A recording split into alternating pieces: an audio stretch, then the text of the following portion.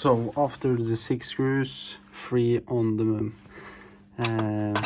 this thing, gas regulator thing, 3 screws, or I mean 2 screws to the EGR, and then you can take this off and you just have the connector left that you need to unhook there, and then it's free.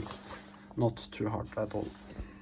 And then of course we need to take this EGR pipe over to the new one, and of course they don't include any new gaskets for this side, and I'm not sure if there's a gasket between here, but yeah, you have to reuse or order them from somewhere, but I will have to reuse the old ones. And the problems when you have a P1125 code, I think there's some seals inside of here, probably on this shaft here going into the motor, which is leaking, which puts a lot of oil into this electronics box here.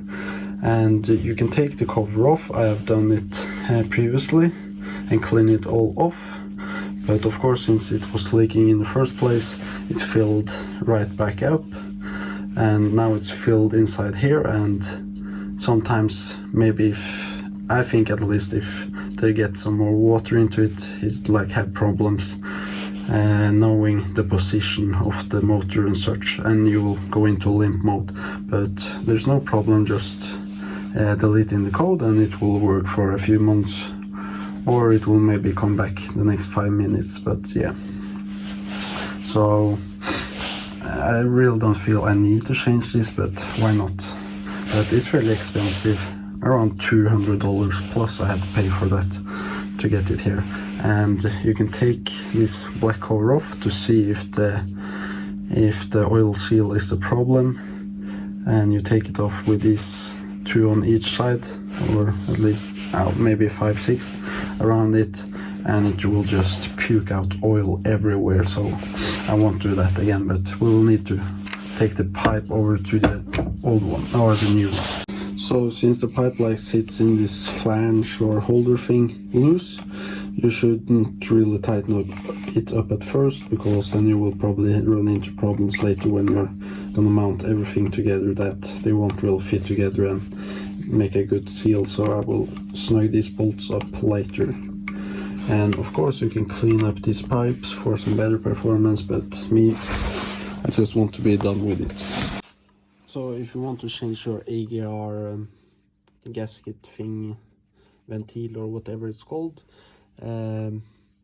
it's a good thing to do it while we have this throttle out.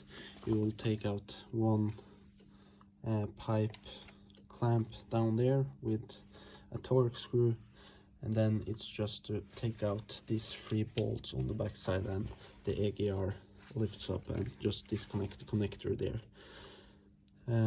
Because I've changed this previously, but I didn't change the gasket, so it's have been leaking everywhere, and I couldn't really find anywhere to buy the gasket. So I bought like a new pipe, and I got some new gaskets with that. So I will actually replace this pipe now.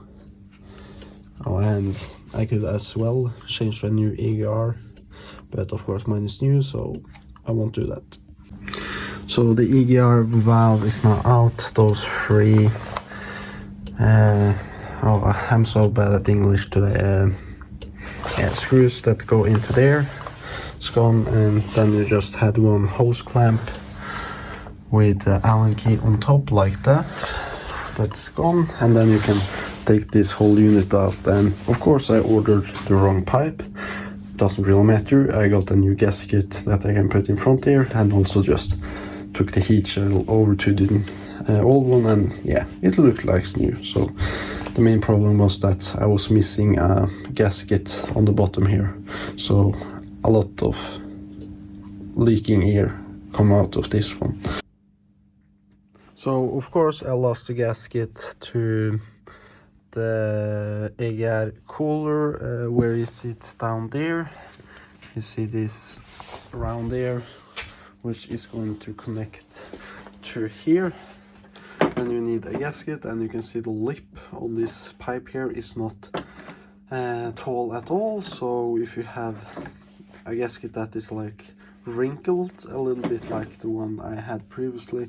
It's just very hard to fit, and it can easily pop out, and then it just falls down to the engine bay and you never see it again. But of course it's not easy to find a new gasket to buy, or at evening and night, and also just Saab parts in general at stores locally. I probably have to wait some time, but what I did was just one of the gaskets for these, and then I just grinded off all of the sides, and this should work as well. I'm not sure, but just grinded it with this grinder here and fabricating a little bit, and yeah, it should work, I believe.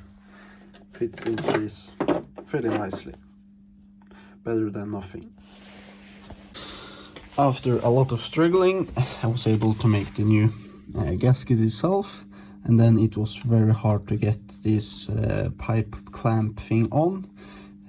You need to have this seated correctly onto the EGR cooler, otherwise you won't really get this clamp on. And an advice maybe is to get a longer screw, because it's very hard to get the screw to thread into the threads when you have opened the clamps, because or you can like use like something to press it together, so you will get the screw in and tighten it. And yeah, but now all is tightened here, not too hard, because I want to have some final adjustments and then tighten it all up, and I think this will seal up very good now. And also I would try to have the this clamp angled at this angle when you are mounting it back. I think it's the standard angle, but I had mounted it so it got up here somewhere, the completely opposite way also, and I think it was much easier to mount it back up this way here. So yeah, so now we will mount back the EGR cooler using all of the gaskets and line all of the things up, and then we can put back the throttle body. And as you can see, it's like 0 degrees, raining outside. There's a lot of stuff in here, so I couldn't get the car all the way in, so I can't heat it up, so it's just a little bit miserable working with all of parts that stinks of diesel, a lot of soot. Also, when you lose parts in the engine bay, that's just terrible. So this job here would have been fairly short if I had made everything correct. So I would advise to take your time, and because all of the smaller mistakes like losing one of the gaskets there just makes this job very miserable. So all of the 3 bolts, 30mm bolts, and also remember this spacer here which is in between. I forgot that one, of course.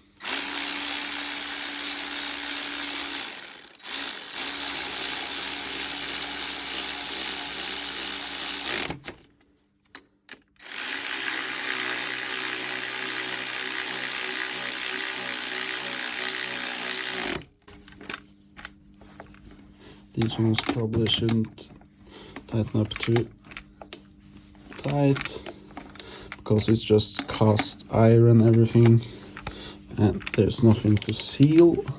So yeah, it's snug, but if you take it too hard, this will just give out, I believe. And then we should tighten the Allen bolts under here, so we tighten up the gasket here and also tighten here, so this gasket will seal up good. So the EGR valve is tightened, this spacer here, 3 bolts on the back, 30mm bolts on the back, and then you have Allen key on the underside. I think it's a 7mm on the underside, and then there's probably a 6mm for the clamp down here. So now all of this should be tightened up, and with my homemade gasket I hope it will work. And then we will put back the throttle body, and I will need to cut off a little bit from this because I damaged it from this sharp edge here. So yeah, so we also need to put this thing for the pipe to hook onto the new throttle body, and I think these are Torx screws, Torx T10 I believe, but you should probably have a set of Torx screws and you will find the right size. But just unhook and replace or change. So it was changed over fairly simply, 2 screws. Then you just have to use some tools to get in between like the crack there, and then pry it a little bit up because it's fairly tight fit, and there's a gasket in there.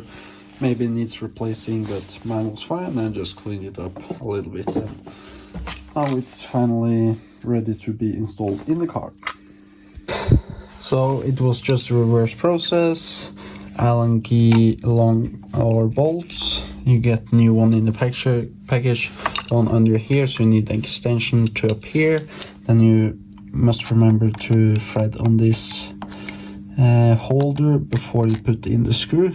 This holds this wire thing here, and then we can connect these two to the EGR valve and tighten everything up when they are aligned. And there's a gasket here and there's a gasket there, which is important as well.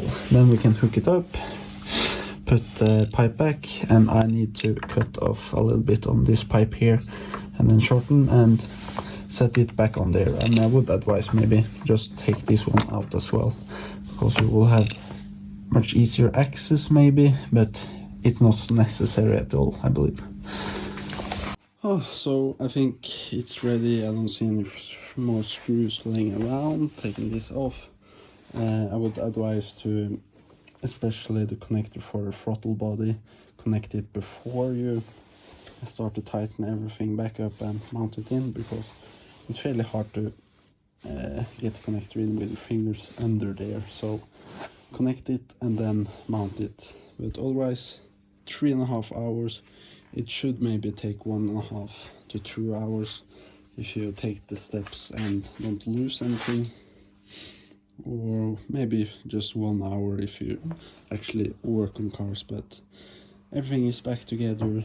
Had to do some custom work, so we will start up and see so there's no leakage and such of gas. And but yeah, the EGR valve there is closed, so there should be gas running up, but it stops there, and when you like drive it will let some gas into the engine again, or exhaust I mean.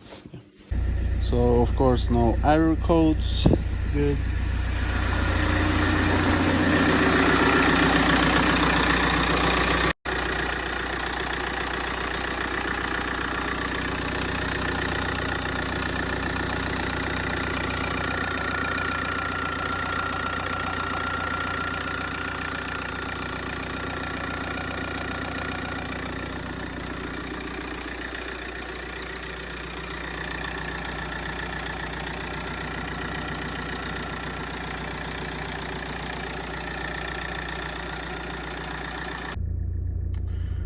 So it was probably 2 days after fixing what I thought was fixing. I still get the P1125 error code, so I'm not sure what is wrong. And you can see the engine malfunction thing there, so yeah, not good at all. So I have to do some more research, but no exhaust leak in the front, so it doesn't stink diesel anymore. But yeah, not good that I still have this error code.